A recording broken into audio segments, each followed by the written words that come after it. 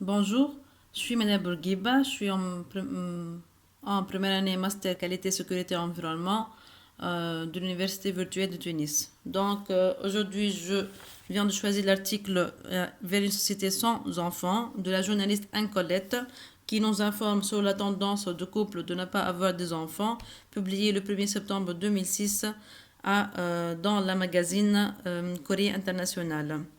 Donc, qu'est-ce qui pousse vraiment les couples pour choisir ce mauvais choix? Et si les couples sont ravis de leur choix, pourquoi choisissent-ils d'adopter un enfant, un animal, pardon. Donc, pour répondre à ces questions, je commence à citer quelques avantages et inconvénients de cette décision sur le couple, et puis j'explique brièvement les conséquences de ce choix. Donc, premièrement, si le choix de ne pas avoir un enfant peut être le résultat de l'état du monde dans lequel nous vivons, tel que l'incertitude, le chômage, les difficultés financières et économiques, mais en contrepartie, ce choix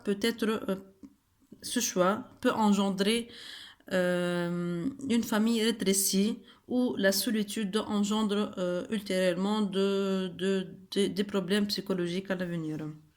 Deuxièmement, ok, les enfants, ça pleure, ça crie, ça fatigue, ça présente un budget, mais ça n'empêche quand on n'est pas un parent, il y a tout un tas de joie et de bonheur qu'on ne connaîtra jamais. Le premier pas, le premier anniversaire, la première fête de mère, la première rentrée et plusieurs d'autres. Et troisièmement, je confirme que sans enfant, il y a plus de temps libre, moins de responsabilités, moins de stress, plus de budget à épargner. Mais ça n'empêche que ce choix peut être difficile à surmonter à l'avenir. Quand on s'agrandit et quand notre vie adulte se termine. La preuve, si ces couples, dans ces articles, on était ravis et on était convaincus de leur choix, on ne s'adapte jamais à un animal pour combler, pour combler le place d'un enfant ou pour combler leur sentiment de solitude. Donc, une société sans enfants, à mon opinion, est une société grise, triste, car ces enfants sont un don finalement. La conséquence majeure de ce choix est une société vieille, rétrécie.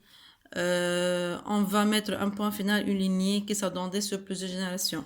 Et merci pour votre attention. Qu'en pensez-vous?